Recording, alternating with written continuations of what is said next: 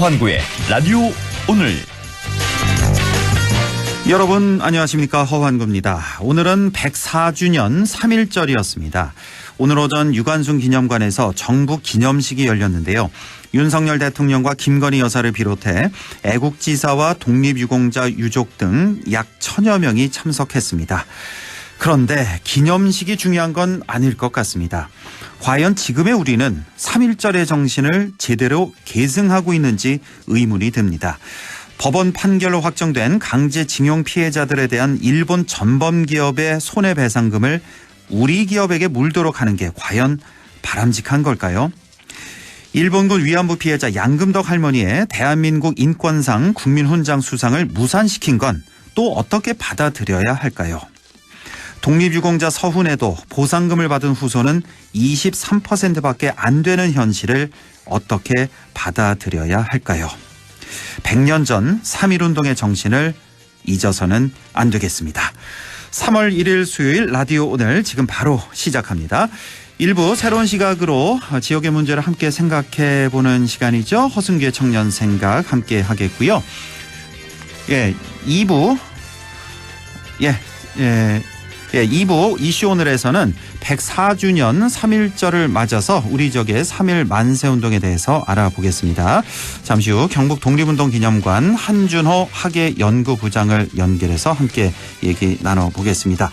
이어서 각종 설문조사의 결과를 갖고 우리 사회 분석해보는 시간이죠. 배종찬의 리서치 오늘도 함께 하겠습니다. 자, 광고 듣고 1부 시작하겠습니다. 얼마에요?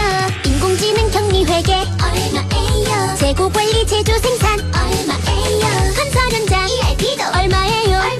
얼마에요? ERP 월 39,000원. 창업기업은 6개월 무료, 비영리 관리도 얼마에요가 좋습니다. 얼마에요? 이 부가세 별도. 에즈랜드 쉽고 빠른 인쇄 에즈랜드 나만의 감성 굿즈 대량 옵셋 인쇄 소량 디지털 인쇄 스마트 프린트 플랫폼 에즈랜드 감사보고서 세무조정 계산서도 에즈랜드.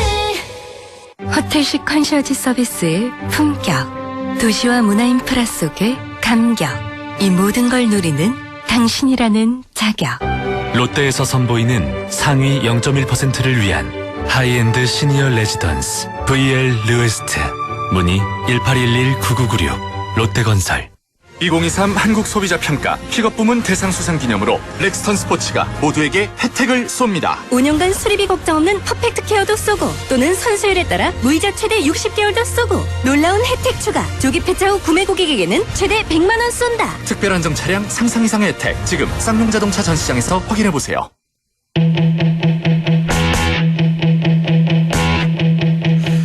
네, 허승규의 청년 생각 시작합니다. 청년의 관점에서 지역사회 이슈를 조금은 다른 시각으로 바라보는 시간이죠. 오늘도 안동 청년 공감 네트워크 허승규 대표와 함께하죠.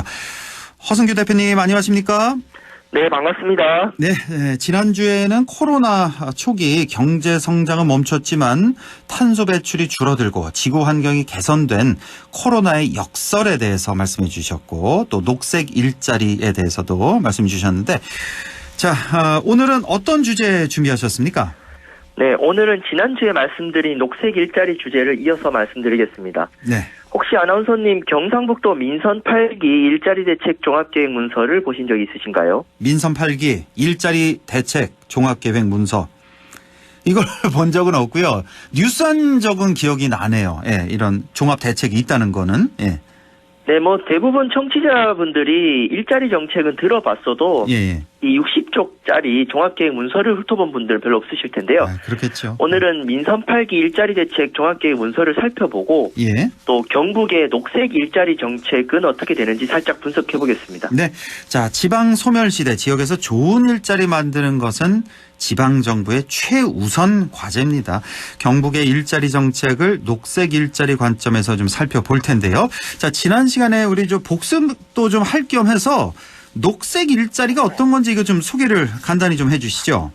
네, 녹색 일자리는 환경에 부정적 영향을 낮추는 괜찮은 일자리를 뜻합니다. 네. 크게 세 갈래가 있습니다. 네. 첫 번째, 기존 산업에서의 녹색 일자리 직무가 있고요. 두 번째로 재생에너지와 같은 녹색 산업 일자리가 있습니다. 네. 그리고 마지막으로 환경을 보존 또는 복원하는 일자리가 있는데 환경을 보존 또는 복원한다는 분야는 에너지 및 원자재 효율성 향상, 온실가스 배출 제한, 폐기물 오염 최소화, 생태계 복원, 기후변화 영향에 대한 적응 지원 등을 있습니다. 예, 이렇게 녹색 일자리에 대해서 설명을 해 주셨고, 뭐 구체적인 사례로 친환경 건축물 건설, 뭐 재생 가능 에너지 발전, 설비, 유지 보수 등등 여러 가지 얘기를 쭉 해 주셨습니다. 자, 이런 녹색 일자리가 경북 일자리 정책에 들어 있는지 이제 좀 살펴볼 텐데요. 자, 먼저 경상북도의 민선 8기 일자리 대책 종합 계획에 대해서 좀 말씀해 주시죠. 네, 살맛 나는 일자리로 지방시대를 주도하는 경북이란 비전의 민선 8기 일자리 대책 계획에는 경북도 일자리 정책의 목표와 주요 분야 추진 전략이 담겨 있습니다. 네. 먼저 목표를 보면은 고용률 69%, 취업자 150만 명의 역량 회복 및 도약으로 자생력을 확보한다는 게 있고, 두 번째는 투자 유치 100조, 민간 중심 일자리를 창출하겠다. 그리고 세 번째는 지역의 자원을 활용한 경북만의 일자리 확립이라는 세 가지 목표가 있고요. 네. 크게 6대 분야와 구체적으로 20대 추진 전략으로 나타납니다. 그렇군요. 뭐 고용률, 취업자, 투자 등등에서 여러 가지 목표가 있고, 자, 크게 봐서 6대 분야에 구체적으로 20대 추진 전략 이렇게 나뉘어져 있다는 말씀이신데 조금 구체적으로 설명을 좀 해주실까요? 네, 6대 분야는요. 먼저 첫 번째 미래성장 일자리 분야가 있습니다. 네. 뭐 메타버스라든가 이런 최첨단 산업에 대한 부분이고요. 두 번째는 중소기업, 소상공인, 뭐 전통시장, 문화관광을 포함한 회복 도약 일자리 분야가 있고요. 예. 세 번째는 청년이 몰려드는 농어업 대전환 일자리 분야가 있습니다.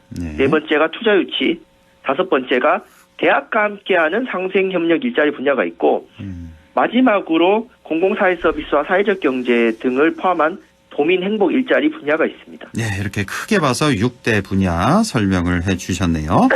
자, 녹색 일자리 관점에서 뭐 우리 경상북도 민선 8기 일자리 대책 종합 계획 좀 평가를 좀 해 주시죠. 네, 결론부터 말씀드리면은 예. 현재 경북도 일자리 대책과 도정 방향에서 탄소 배출 저감이라든가 기후정의 관점의 녹색 일자리 정책은 취약합니다. 취약하다 한마디로. 네, 구체적으로 보면은 그나마 뭐 탄소 소재 부품 리사이클링 기반 구축, 뭐 차세대 배터리 규제 자유 특구, 전기차 무선 충전 규제 자유 특구 등이 이제 일정 부분 탄소 적립에 대한 고민을 담고 있고요. 예. 또한 사회적 경제 분야도 넓게 보면은 녹색 일자리로 분류되기도 합니다. 지금까지 말씀드린 정도가 이제 녹색이 좀 묻어 있는 정책. 아하. 그러니까 진한 정책이라기보다는 예. 살짝 묻어 녹색으로 있는. 좀 볼 수 있지 않을까 하는 부분이고요. 예. 특히 마지막으로 가장 중요한 게 경북도가 특히 강조하는 정책이 그 20대 추진 전략에도 있는 SMR, 그러니까 소형 모듈 원전. 아, 예, SMR. 예, 들어봤습니다. 네, 원자력 이거. 예. 전문 인력 양성 분야인데 예. 뭐 전통적인 환경운동과 기후위기 대응의 관점에서 핵발전소 관련 일자리를 두고 뭐 녹색 일자리라 보진 않습니다. 다만 경상북도는 핵발전소 정책을 탄소 중립의 대안으로 보기 때문에 좀 이것이 쟁점입니다, 현재. 그러니까 이게 항상 보면은 저도 좀 헷갈리는 게 이게 핵발전소가 이 원자력 발전소가 과연 친환경이냐 친환경이 아니냐 이게 좀 애매해요. 어떻게 뭐 탄소를 조금 덜 발생하니까 뭐 친환경일 수도 있을 것 같고 어떻게 보면 사고가 한번 나면 이거 완전히 재앙이 되는 거잖아요, 우리 환경에. 이게 좀 애매한데 좀 어떻게 봐야 될까요, 핵발전소? 네, 제가 오늘 시간 관계상 그 핵발전소 정책의 장단점은 오늘은 넘어가겠는데. 예.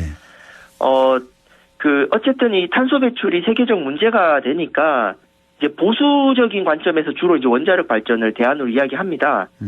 그래서 제가 오늘은 그 세계적인 기준에서 핵발전소 정책이 녹색 에너지로 분류되려면 최소한 이 한 가지 장벽을 넘어야 됩니다. 한 가지 장벽을 넘어야 친환경이 된다.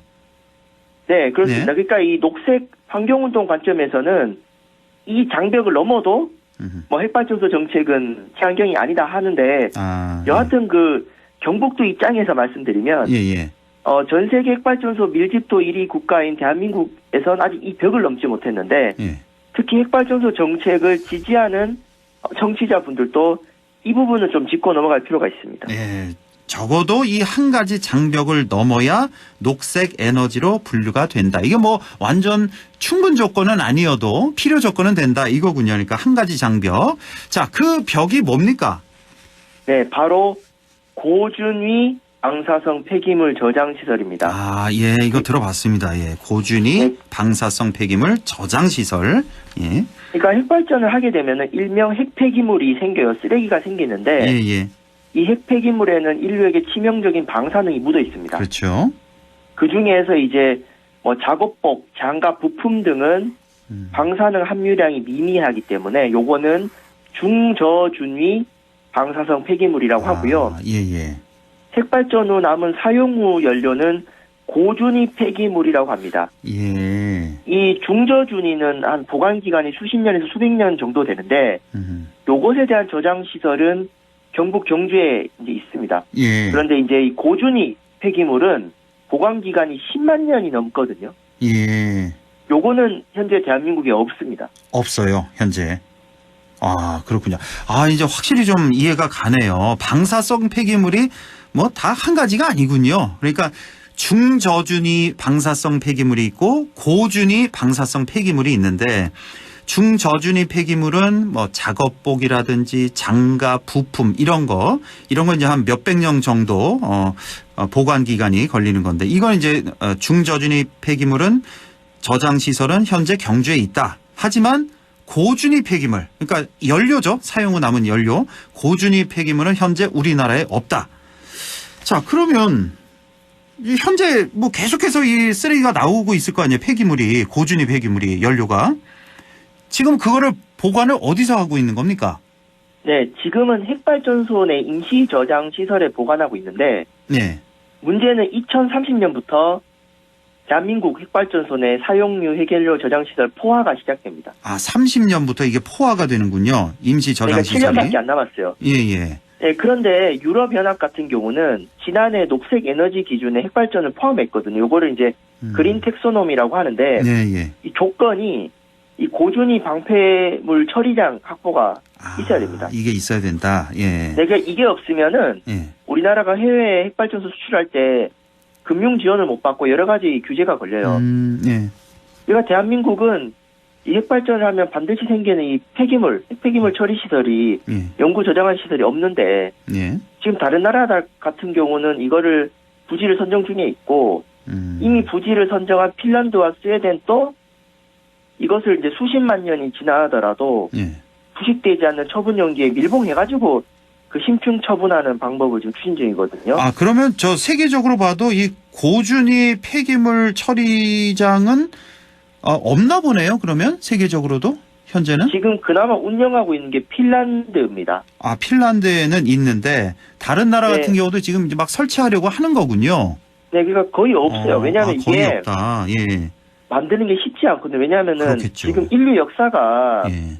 뭐 기껏해야 몇천 년, 뭐 거슬러 올라가면은 뭐 1, 2만 년 되는데 예. 이게 수십만 년을 보관해야 되니까 사실은 현재 인류 기술 넘어서는 굉장히 그 미지의 분야죠. 그렇겠네요. 네, 그래서 이게 워낙 위험하니까 예. 이거는 국제 원자력 기구 권고 사항입니다. 이 고준위 핵폐기물은 예. 지하 500m에 영구 처분해야 된다. 아, 지하 500m 땅 속에서 영구 처분을 해야 된다는 거군요. 네, 왜냐하면 이제 지진이라도 난다든가 예. 뭐 전쟁 나가지고 막 건물이 파괴되면 유출되면 그렇죠. 이제 큰일 나는 거거든요. 예. 그러니까 이게 우리 핵발전소 정책이 간단치가 않습니다. 이 비용과 대가가 만만치 않은데, 그렇네요. 근데 이제 우리 대한민국은 이런 저장 시설에 대한 논의가 전혀 되지 않고 있어요. 거의 되지 않고 있고, 예. 그런데 핵발전소는 점점 지금 늘어나고 있거든요. 그렇죠. 예. 그러니까 이제 쓰레기장은 없는데 계속 쓰레기를 만들고 있어요. 이것도 대한민국이 가장 열심히 확대하고 있는데, 그러면 핵발전소 찬성을 하든 반대를 하든 이 쓰레기 어떻게 할 거냐 이걸로 가지고 정치권이 치열하게 막 멱살 잡고 싸워야 되는데 예. 지금 다른 걸 가지고 죽어라 싸우고 있거든요. 그러니까 이 경상북도의 민선 8기 일자리 대책이 이거 결국 원자력 발전 관련한 정책이 있는 것이고 예. 우리 지역의 핵발전소 현안 및 고준위 핵폐기물 처리장 문제를 고려해야 된다. 그러니까 네. 이것을 고려하지 않고 경북도가 원자력 발전 중심 정책을 세우는 것은 좀 미래지향적이 않은 부분이 있습니다. 그래서 이와 관련한 공론화를 또 경북도에서도 해야 된다라는 예. 것을 말씀드립니다. 오늘 아주 중요한 내용 배웠습니다. 저도 잘 몰랐던 그런 내용들인데 폐기물, 핵폐기물 중에서 고준위 폐기물이라는 거 이제 사용 후 남은 연료를 말하는 건데 이걸 이제 처리 시설, 저장 시설이 현재 우리나라에 없다. 임시 저장을 하고 있는데 7년밖에 안 남았다. 지금 빨리 대책을 세워야 된다. 이런 말씀이시군요. 예. 자, 이렇게 녹색 일자리 관점에서 경상북도의 민선 8기 일자리 대책 종합 계획을 쭉 살펴봤습니다. 기후 위기 시대 탄소 배출 저감과 기후 정의 관점의 이 녹색 일자리 계획 보완돼야 될 점이 참 많아 보입니다. 자, 특히 경북도의 주요 정책인 핵발전소 정책이 넘어서야 할 이 바로 고준위 핵폐기물 저장 시설 문제, 지역사회에서 시급히 고민해 봐야 할 그런 문제인 것 같습니다. 자, 오늘 말씀은 여기까지 듣겠습니다. 허 대표님 잘 들었습니다. 고맙습니다. 네, 감사합니다. 네, 지금까지 안동 청년 공감 네트워크 허승규 대표와 함께했습니다. 라디오 오늘 잠시 후 2부에서 뵙겠습니다.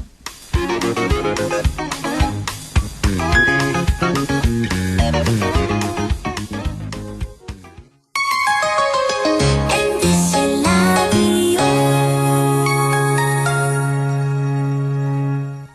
가구 살 땐 꼭 한번 가보자. 안동 명품 가구 백화점. 흑표 흑침대, 양성국 갤러리, 금성침대, 한국 가죽 소파, 장수돌 침대. 다양한 브랜드 가구를 한 곳에서 쇼핑할 수 있는 대형 가구 전시장. 안동 명품 가구 백화점. 예, 며느라. 밥 했어? 설거지 했어? 쓰레기 버렸어? 청소했어? 빨래했어? 개밥 줬어? 아들 낳았어? 딸 낳았어? 아무것도 안 하고 싶다. 이미 아무것도 안 하고 있지만 더 격렬하게 아무것도 안 하고 싶다. 지금은 그냥 라디오만 듣고 싶다. MBC 라디오. MBC 라디오. 라디오 청취자 10명 중 4명이 듣는 방송. 국가대표 라디오 MBC 라디오.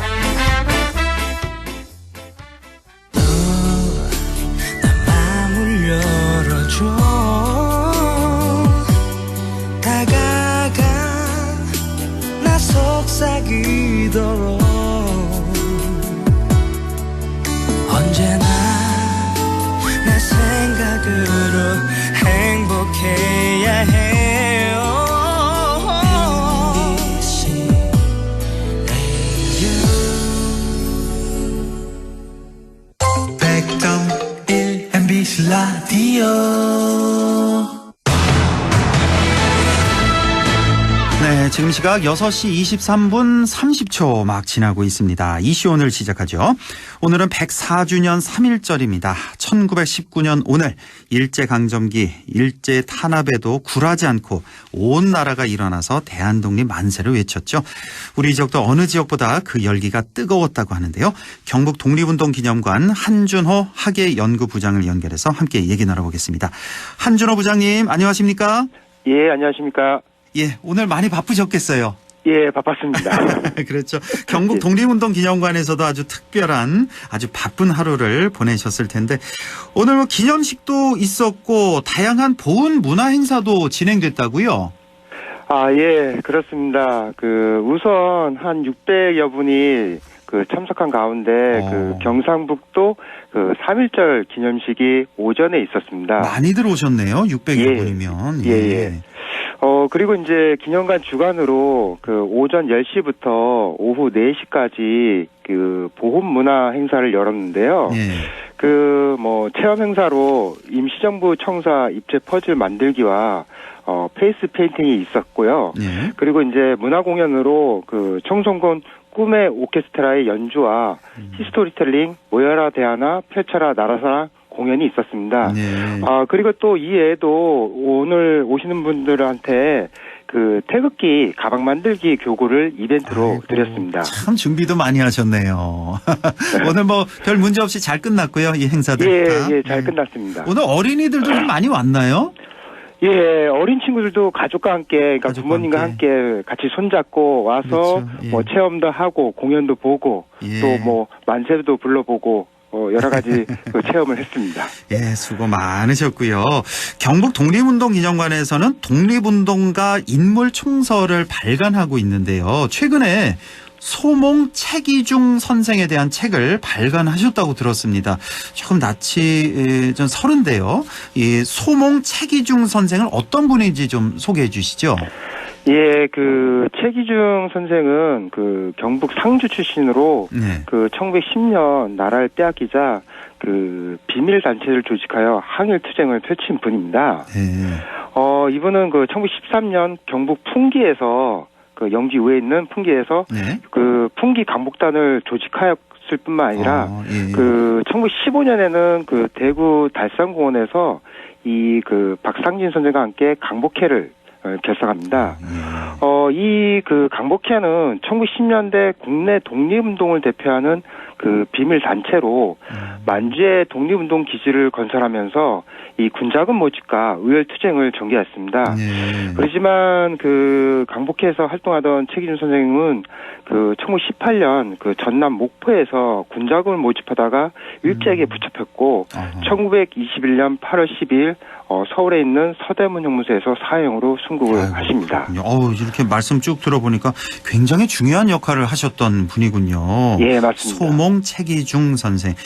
근데 그렇게 많이 알려지진 않은 것 같네요. 저도 이렇게 이름이 예, 많이 알려져 있지 않고요. 그렇지만 그렇죠. 이제 그 상주 그 고향 마을에 가시면은 예. 뭐 생가도 있고요. 그다음에 그래요. 그다음에 그 기념비도 세워져 있습니다. 예, 우리가 꼭 좀 기억해야 될 그런 큰 인물입니다. 소몽 책이중 선생에 대한 이런 책을 발간하셨는데, 자, 이 경북 독립운동기념관의 인물 총서 지금까지 한 20권 정도 발간하셨다고요? 예, 맞습니다. 예, 많이 발견하셨는데 인물 총서에 대해서 좀 쭉 알려주시죠.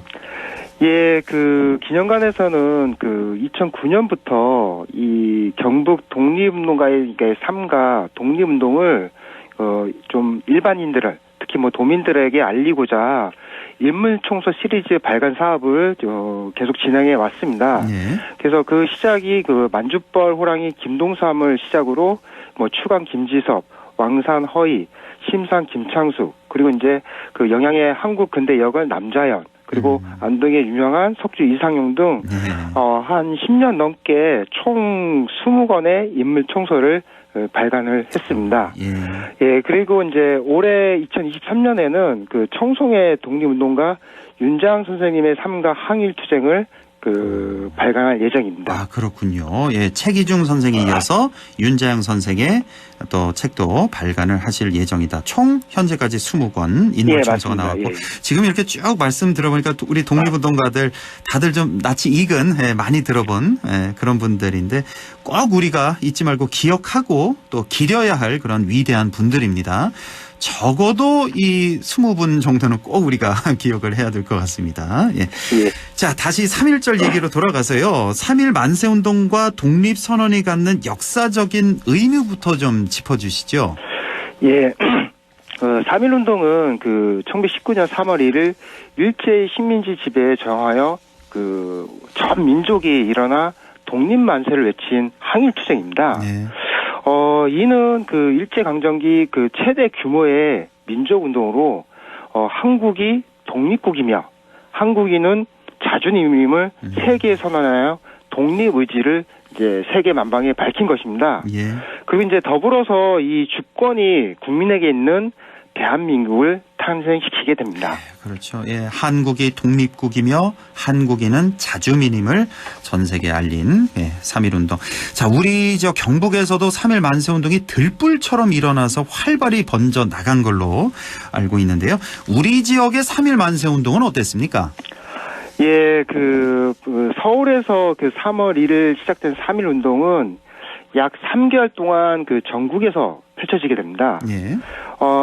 우리 지역인 경북에서의 3.1운동은 그 서울에서 만세 시위가 일어난 뒤 일주일이 지난 그 3월 8일에 뭐 잘 아시는 대구 서문시장에서 시작하여 5월 7일까지 2달 동안 80곳이 넘는 곳에서 90회 넘게 일어났습니다. 예. 근데 요거 이제 횟수를 좀 보면요. 예. 의성 안동이 이제 각 14회로 이제 가장 여러 차례 일어났고요. 예. 영덕 8회, 그 성주 7회에 이어 상주 선산이 각 4회. 그다음에 이제 대구, 영주, 청도가 각 3회. 예. 그리고 이제 나머지 그 시군에서는 이제 한두 번씩 일어났습니다. 예. 그리고 이제 많은 분들이 참가를 하시게 됐는데 이 인원들을 보면은 안동이 한 9,200명으로 가장 많았고요. 예. 그다음에 이제 다음이 의성, 대구, 성주가 한 3,000여 명. 그리고 이제 영덕, 영주가 2,000여 명으로 그 뒤를 이었습니다. 그렇군요. 우리 지역에서는 뭐 의성, 안동, 상주, 영주에서 아주 활발히 만세운동이 있었다. 그 중에서는 이제 안동이 뭐 횟수로 보나 뭐 인원으로 보나 가장 좀 활발한 그런 만세운동이 있었군요. 자, 네, 우리 맞습니다. 지역에서는 이제 해외로 나가서 또 독립운동 하신 분들도 참 많으시잖아요. 해외에서의 3.1 만세운동은 어땠습니까? 예, 그 경북 분들은 나라 빼앗기면서 많은 분들이 이제 그 나라 밖으로 가시게 됐는데 네. 이 밖에서도 이 경북 분들은 그 3.1 운동에 앞장섰습니다. 가장 눈에 띄는 것이 그 중국 길림에서 발표된 대한독립선언서입니다. 예. 여기에는 그 한국이 완전한 자주 독립국이며 민주 자립국임을 선언하고 항일 합병은 일본이 그 우리나라를 사기와 강박 그리고 무력 등 갖은 수단을 동원하여 강제로 병합한 것이므로 예. 무효라고 주장을 합니다. 예.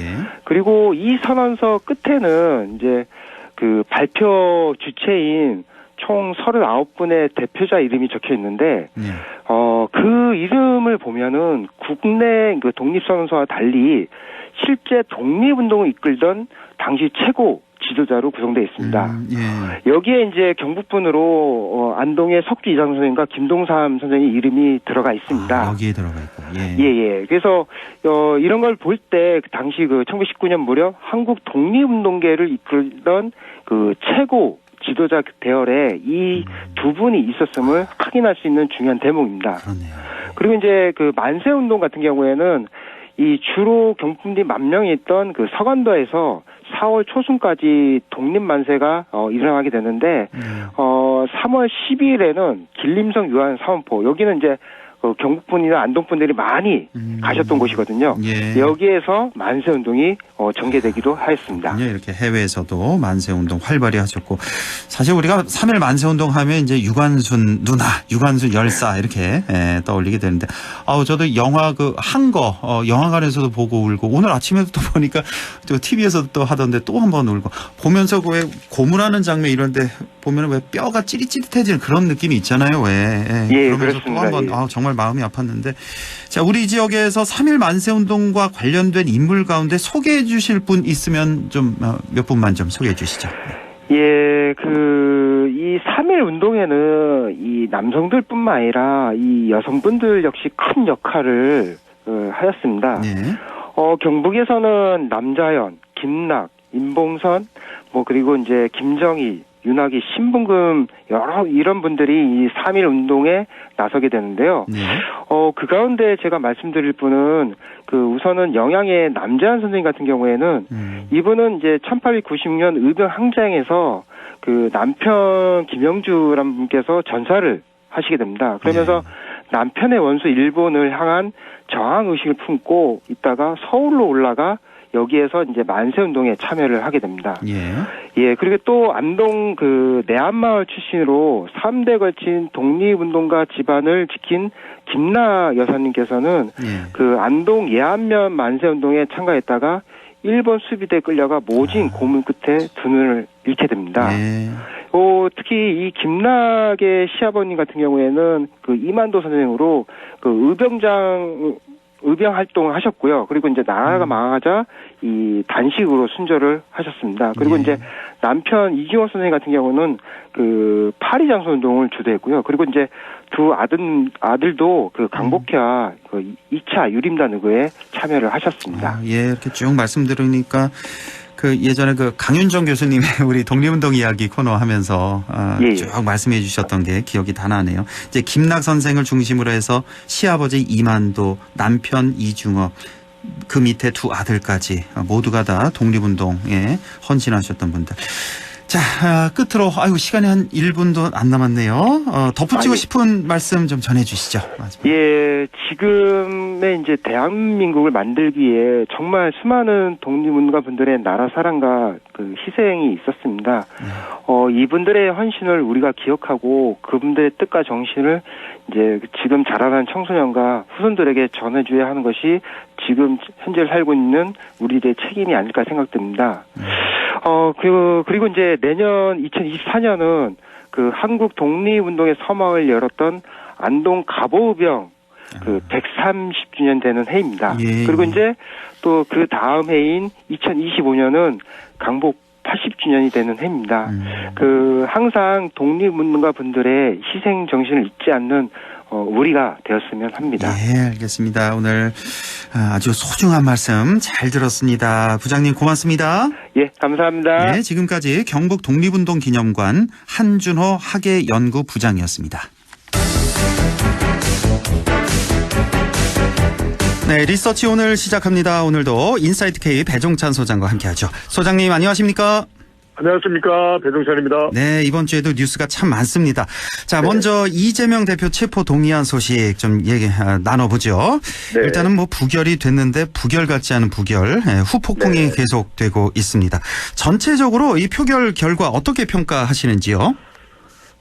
민심 포비아 또는 뭐 총선 포비아라고도 할 수 있겠는데 그만큼 이 이재명 대표의 또 구속영장 청구 또 체포 동의안이 민주당으로서는 좀 부담이 됐다 이렇게 해석을 해야 될 것 같습니다. 그만큼 이재명 대표에 대한 뭐 정치적 타격 이 부분은 무관하다고 할 수 없을 것 같고요. 네. 더불어민주당 소속 의원들이 전원 참석을 했거든요. 네. 그러면 169명이 다 부결표를 던졌다면 적어도 169명은 나왔어야 되는 건데 그렇죠. 부결표가 138표가 나왔다는 것은 최소 이탈자가 31명이고 또 더불어민주당 소속이었다가 또 무소속 의원인 경우가 있기 때문에 최대 39명까지 이탈을 했다. 이런 얘기가 나오고 있습니다만 그만큼 전망들은 대체적으로 170명 이상의 부결표가 나올 것이다. 그러니까요. 이렇게 얘기가 나오는데 상당한 정치적 타격, 상징적으로라도 내상을 입은 것만은 불가피해 보인다라는 진단이 나오고 있습니다. 특히 이제 허행급께서도 보셨지만 표결 결과를 들으셨겠지만 네. 이 무효표가 무려 이제 11표가 되거든요. 그런데 전자투표를 했더라면 무효표는 있을 수 없습니다. 기권은 있을 수 있는데 무효라는 것은 있을 수가 없거든요. 근데 이게 수기로 하다 보니까 손으로 직접 표결을 하다 보니까 한자로 가부를 할 수 있던가 아니면 한글로 가부를 할 수 있는데 지금 일각에서는 왜 도장 찍는 걸로 안 하느냐. 그러니까 우리가 투표할 때 보면은 지지하는 후보자에게 이제 그 칸에 이렇게 도장을 찍지 않습니까? 그렇습니다. 낙인을 찍게 돼 있거든요. 그런 방법을 해도 될 텐데 왜 서해 북글씨 연습하는 것도 아니고 쓰게 만드느냐. 또 한자로 굳이 왜 그렇게 하느냐. 한글로 그렇죠. 아예 그 가부를 해놓고 가나부에다가 그냥 도장을 찍으면 될 일인데. 자, 체포 동의안 이 찬성이 139 더 많습니다. 체포 반대가 138이었고요. 네. 기권이 9, 무효가 11 이렇게 나왔는데 자, 이 국회의원들이 표기하는 방법을 몰라서 무효표가 나온 건 아닐 테고 이 무효표 11표가 대부분 민주당 쪽에서 나왔다고 분석해야 되지 않겠습니까? 무효 그렇죠. 기권이다. 그렇죠? 민주당이죠. 제가 말씀드렸던 대로 이제 31표가 이탈을 최소한 것이고 그렇다면 그 이탈표가 어디로 갔겠느냐 이제 찬성적으로 간 것도 있는 거죠. 그러니까 이제 139명이라는 것이 지금 국민의힘 의원수보다는 많거든요. 훨씬 많죠. 한 20표 이상 많죠. 예. 그러면은 한 10여 명 정도가 무소속하고 포함하면은 남는 건데 무소속까지 포함하면 이제 그 이상 숫자인데 정의당도 있고요. 네. 그러면 대체로 이 기권과 무효에 정의당이 포함되어 있는 거 아니에요. 대체로 이제 이건 이 유추해서 분석하는 겁니다. 실제 그렇죠. 무기명 투표니까 알 수는 없습니다. 맞습니다. 그래서 우리 청취자분들께 말씀드리면 일각에서 더불어민주당 소속인데 찬성표를 던지거나 무효표와 관련된 명단이 공개되는데 그건 있을 수가 없습니다. 왜냐하면 무기명 투표니까요. 그건 공개될 수도 없고 공개되어지지도 않고 불가능한 일이고요. 자, 이렇게 뭐 이탈표가 상당히 예상을 훨씬 더 깨서 많이 나왔기 때문에 이게 뭐 이재명 대표 체제의 상당한 위기, 악영향이냐 아니면 반대로 더 결집하는 효과가 있겠냐 뭐 여러 가지 분석이 좀 나오고 있네요. 그렇습니다. 두 가지가 다 있습니다. 하나는 이제 계속해서 국민의힘 쪽에서 나오는 분석도 그렇고 주장도 그렇고 공세도 그렇고 또 더불어민주당 내에도 이제 비명계 쪽에서는 대표직에서 내려와야 된다 이런 선서를 이전부터 하는 의원들도 있었고요. 또 앞으로 지지율도 상당한 타격을 받을 것이다. 또 검찰이 구속영장을 재청구하게 되면은 또 다른 건으로 또 체포동의안이 이번에는 부결됐지만 다음번에는 가결될 수밖에 없을 것이다. 이런 이제 전망도 나오는데 또 한편으로는 이렇습니다. 그러면 이재명 대표가 대표직에서 물러나거나 구속영장 청구의 체포 동의안에 또 가결이 돼서 찬성이 돼서 영장실질심사를 받는데 물론 이제 영장실질심사가 기각이 될 수도 있는 것이고 인용이 되면 이제 구속이 되는 건데 그러면 민주당이 뭔가 돌파구가 있느냐?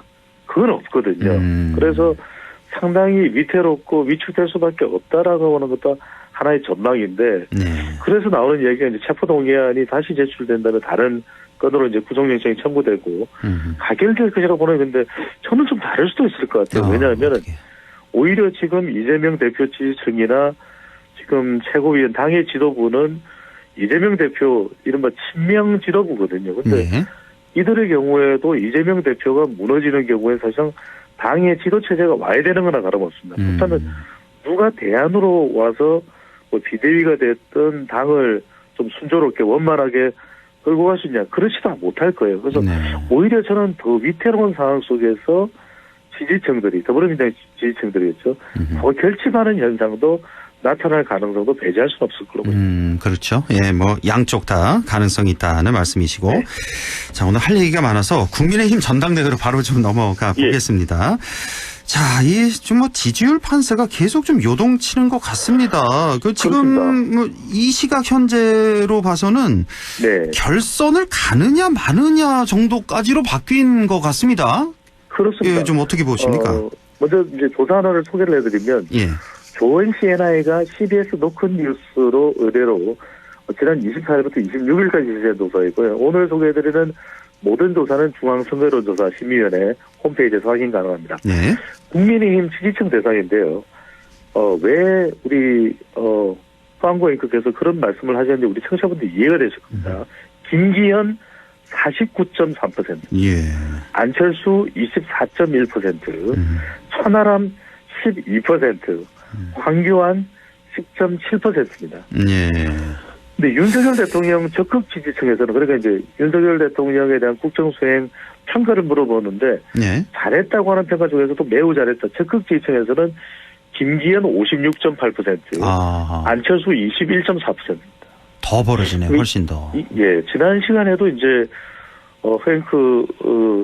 께서도 한번 이전에도 한번 제가 그런 말씀을 드린 적이 있는 것 같은데 우리 청취자분들 이해를 돕기 위해서 이번 국민의힘 전당대회의 성격 자체가 김기현 후보나 다른 후보자들이 대권에 도전하는, 그러니까 당권이 아니라 대권에 도전하는 것이었으면 김기현 후보의 이 땅 문제가 아마 결정적인 이슈가 됐을 겁니다. 그래서 치명적이었을 텐데 왜 이 땅 이슈가 그렇게 이 지지율 판세에 큰 영향을 못 미치느냐. 성격이 완전히 다른 거죠. 그러니까 이번 국민의힘 전당대회는 누구를 선택하는 것이 아니라 윤석열 대통령 윤심에 힘을 실어줄까 말까. 이 성격이 강하다 보니까 시간이 좀 지나면서 더 그런 성격이 또 강해지고 또 이재명 대표 관련된 변수, 체포동의안 변수가 등장하면서 오히려 더 윤석열 대통령이냐 아니면 이재명 대표에 대해서 어떻게 대항할 것이냐. 이게 더 붉어지는, 더 부각되는 이것이 국민의힘 전당대회에 더 많은 영향을 준다. 그래서 아마 우리 청취자분들은 기억나실 겁니다. 국민의힘 차기 당대표를 이재명 변수가 결정할 수도 있다. 바로 그런 현상이 나타나는데 방금 전에 말씀드렸던 대로 국민의힘 지지층 대상으로 49.3이고 윤석열 대통령 적극 지지층에서는 김기현 후보가 56.8이거든. 이러면 결선을 안 가는 거죠. 그렇죠. 과반 되니까. 최근에 나오는 지지율의 추세를 보면 뭐 단언을 내릴 수는 없습니다. 단정할 수는 없지만 결선 투표를 안 갈 가능성도 상당히 높아진 것으로 보입니다. 그런데 그런 이유가 황교안 후보도 한 10% 초반 정도의 자기 지지율, 안철수 후보가 상당히 위축돼 버렸습니다. 그러니까 그렇죠. 예. 이 선거 당권 도전 초반만 하더라도 거의 제일 앞서가던 때도 있었거든요. 그런데 그렇습니다. 이번 조사를 보면은 국민의힘 지지층 4명 중에 한 1명 정도 24.1%고 천안함 바람도 좀 최근 들어서 잦아든 가라앉은 그런 결과가 나타나고 있어서 물론 조사에 따라서 조금씩 차이는 있겠지만 점점 더 조사만 놓고 보면 결선 투표 가능성도 줄어들고 김기현 후보 쪽으로 좀 쏠림 현상이 일어나고 있는 추세입니다. 참 이 선거라는 게 뭐 매번 보지만 알 수가 없어요. 한 1, 2주 전만 해도 결선 투표 가는 건 뭐 100%다 이렇게 지금 전망이 그러니까요. 됐었는데 이렇게 또 금세 또 전망이 바뀌고 있고. 더군다나 어제였습니까? 우리 그 대구에서 순회 연설이 합동 있었는데 연설회가 있었죠. 예, 그때 이제 김기현 후보의 한때는 정말 이 윤핵관과 이 충돌을 빚어졌던 대통령실과 충돌을 빚었던 것이 나경원 전 의원이거든요. 근데 나경원 전 의원이 김기현 후보의 이 당권 도전 선거 이 운동에 참여하는 도와주는 그렇습니다. 예, 사실상 지지 선언 하는 거죠. 예. 그러다 보니까 이게 한 달 전에 이 판세 또 주요 인물들의 움직임 또 최근의 움직임이 다 다르다 보니까 물론 이제 그런 행동에 대해서 비판하는 목소리도 나오긴 합니다만 정치는 또 현실이고 그렇죠. 생물이고 또 선거는 미생물이니까요. 예. 자, 이렇게 되면 당대표 선거는 조금 뭐 좀 싱거워지는 듯한 그런 분위기가 좀 있는데. 뭐 최종 결과는 알 수는 없습니다. 최고위원 선거는 이건 정말 모르겠네요. 이거 보면은 지금 8명이죠. 조수진, 민영삼, 허은하, 김용태, 김재원, 태영호, 김병민, 정미경 이렇게 있는데 여기는 정말 1, 2%포인트 차로 당락이 결정될 것 같습니다. 예. 그러니까 최고위원, 이 국민의힘 지도부를 구성하는 이제 최고위원, 투표의 경우에는, 선거의 경우에는, 이른바 두 가지 선택입니다. 인류 선거다. 인지도 선거. 인지도? 인지도와 유튜브 선거다. 이런 얘기가 나옵니다. 그러니까 민영삼 후보자가 상당히 이 두각을 나타내는 이유 중에 하나가 바로 유튜브 효과거든요. 유튜브죠. 물론, 정치 활동을 하기는 했지만, 그래도 보수 정당에서 그만큼 두각을 나타낸 이유는 인지도에다가 이 유튜브에서의 상당히 조명을 받고 있는 이런 부분들이 작동을 했을 거고 대체적으로 친윤이 시간이 또 지나면서 그러니까 당대표와 비슷하게 친윤 최고위원 후보자들로 또 초점이 모아지는 그런 현상이 나타나고 있습니다. 조수진, 민영삼, 또 김재원, 김병민.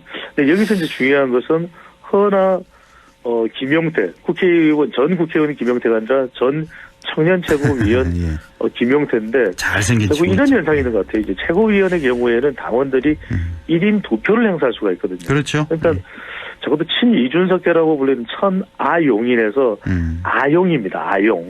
그러니까 허나와 김용태 두 후보자의 경우에는 사실상 선거 전략상으로만 놓고 보면 한 명이라도 4명의 이제 최종 최고위원이 되는 겁니다.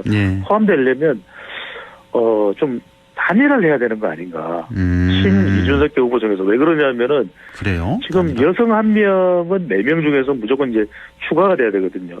무조건 포함이 돼야 됩니다. 그런데 조수진 후보가 거의 지금 최고위원 후보자들 중에서는 여론조사에서 국민의힘 지지층 대상 여론조사에서 제일 거의 앞서 나가는 추세입니다. 그러면은 추가로 여성 의원은 또 못 뽑는 거죠, 최고위원을. 그러니까요. 그러니까 자기 실력으로 4명 안에 들어가야 돼요. 그러면은 그렇죠. 허나 후보가 그래도 김용태, 천하용인, 친이준석계 후보자들 중에서는 김용태 후보보다는 좀 더 앞서가고 있어요. 좀 차이가 있습니다. 그러면 한 명이라도 4명 안에 포함시키려면 단일화하는 것이 더 효과적인 전략이 1인 2표제인데도 불구하고 단일화. 1인 2표제인데 한 명이 일단은 후보자에서 물러나면 한쪽으로 쏠려줄 수가 있거든요. 쏠려질 수가 있기 때문에 물론 이건 어디까지나 제 분석에 따른 판단이기 때문에 그것을 뭐 후보자들 사이에 어떤 결정이 있을지 또 당원들은 그런 결정 이후에 어떻게 움직일지를 예단할 수는 없습니다. 하지만 적어도 선거라는 것은 이기지 않으면 남는 건 특별하게 딱히 없는 것이 우리의 그렇죠. 선거의 특성이거든요. 올와 나싱이죠. 우리 선거. 예, 올 나싱인데 그런 전략을 한번 고민해볼 수도 있겠죠. 자, 그러면 네. 가장 중요하고도 어려운 질문. 뭐 어떻게 보면 의미 없는 질문일 수도 있고 4명 짚어보시죠. 배종찬 소장님의 어떤 자 전망. 저는 제가 방금 전에 분석해드렸던 대로 지금 추세대로라면 조수진, 민영삼 들어갑니까? 김병민, 김재원 가능성이 높고요. 만약에 허나 후보와 김용태 두 후보 중에 한 사람으로 단일화가 된다면 허나가 4위하는 지금 제가 말씀드린 4명 중에 1명은 제치고 최종 4명 최고위원 자리에 오를 가능성이 있지 않을까 이렇게 예상을 해봅니다. 최고위원도 역시 윤심이군요. 당대표뿐만 아니라. 자, 이렇게 될지 아니면 허은하 김용태 둘 다 혹은 한 명이 들어갈지 결과를 좀 지켜보고요. 자, 시간이 많이 지나서 이 최종적인 거는 모릅니다. 그렇죠, 뭐. 자, 정순신 지명자 논란 이것도 좀 한 말씀 안 해주실 수가 없습니다. 이게 참 여러 가지 지적할 점이 많은데 국수본부장 자리에 일단 검찰 출신이 간다는 거 그 자체 그게 상당히 문제가 됐었고 연이어서 아들의 학폭 문제가 있었고 아들의 학폭 문제뿐만 아니라 그 징계 과정에서 아버지가 또 소송전을 비롯하면서 그 대응이 또 큰 문제가 됐고 그렇다면 누구에게 책임이 있는 거냐. 인사검증 시스템 전반적으로 대통령 또 법무장관 다 지금 책임론이 일고 있습니다. 어떻게 보십니까? 그럼요. 이건 대통령 지지율에도 더 시간을 끌었다라면은 대통령 지지율에도 타격을 줄 수밖에 없는 이슈입니다. 없는 그런 파장인 것이고 세 가지 측면에서 말씀드려야 될 것 같아요. 우선 첫 번째로는 학교 폭력입니다. 학교 폭력이라는 것 자체가 가장 우리로서는 상처가 큰 그런 이슈인데 또 문제인데 그것이 그냥 지나쳤다라는 건 말이 안 되는 거죠. 그것도 KBS가 이 5년 전에 또 방송을 했던 내용이기도 하고 익명으로 누구인지는 밝혀지지 않았지만 그리고 지금 가해자는 서울대학을 갔지만 피해자는 정말 자살까지 시도했다라는 거 아니겠습니까? 그 트라우마가 남는 것이고 지금 2022년 1차 교육부의 학교폭력 실태 조사를 보면 무려 이 학교폭력 피해 경험자가 5만 명이 넘습니다. 그런데 그런 중대 사안들이 그냥 넘어갔다라는 것이 1차적인 학교폭력 우리가 영화 도관이나 최근에 더 글로리라고 하는 드라마를 통해서도 그 치명적인 트라우마의 결과는 알고 있는 것이 두 번째는 뭐냐면 바로 인사입니다. 자, 언제까지 이 인사가 계속해서 문제가 되느냐. 왜냐하면은 국가수사본부장인데 심지어는 이 아들과 관련된 정순신 전 지명자가 문제가 불거졌을 때가 서울중앙지검의 인권감독관으로 있을 때입니다. 그러니까요. 그 당시에 중앙지검장이 윤석열 대통령이고 한동훈 장관도 당시에 있었고 차장검사로. 바로 그렇습니다. 이걸 몰랐다는데 두 분 다 몰랐다는데 이거를 글쎄요 믿을 수가 있을까요? 몰랐다는 사실을. 몰랐다면 더 큰 파장 아닙니까? 몰랐다면 더 큰 파장이고 적어도 그렇게 가까운 사이인데 아들에게 가까운 이 부하 검사의 아들에게 그런 치명적인 일이 있었다면 동료에게 그런 일이 있었다면 몰랐다라는 것 자체가 이해가 될 거 더 큰 파장인 거죠. 그래서 저는 언제까지 우리가 이른바 검사 서울대법대 윤석열 라인 그런 인사에 대한 부분을 계속해서 논란으로 삼아야 될지 이제는 좀 끊어내야 될 때가 인사라는 건 다양성, 형평성, 공감성 이게 먼저 확보가 돼야 되는 것이고요. 저는 이제 마지막으로 말씀드릴 부분은 뭐냐면 도덕적 해이입니다. 그런데 자기 검증, 셀프 체크를 하는데 가족 중에 이 소송 관련되는 건이 있느냐 아니오라고 했다라는 겁니다. 그러니까요. 그렇다면 어떻게 검증이 되는 거죠? 그러면 그 부분을 잘 알고 있는 검사 출신이고 그랬기 때문에 그냥 패싱됐던 건 아닌가. 그런 상황도 모르고 윤희건 경찰청장은 추천을 했다. 이건 있을 수가 없는 일이겠죠. 그래서 저는 정말 이 부분은 어떤 식으로 해야 제대로 된 인사가 될지부터 시작해서 단순히 학교폭력의 문제로만 연결할 수는 없는 부분이거든요. 그러니까 관련된 모든 기관의 대우각성과 또 철저한 재발 방지를 위한 그런 노력들이 담보되고 확보돼야 될 것으로 보입니다. 지난번 이태원 참사 때도 그렇고 아무도 책임지지 않으려는 지금 현재도 마찬가지입니다. 내 책임이라는 사람 아무도 없고 또 이렇게 그냥 스리슬쩍 넘어가려는 거 아닌가 또 이런 모습 씁쓸합니다. 예. 그렇게 되면 안 되죠. 민심은 전심이니까. 오늘 여기까지 하겠습니다. 인사이트 K 배종찬 소장과 함께했습니다. 고맙습니다. 감사합니다.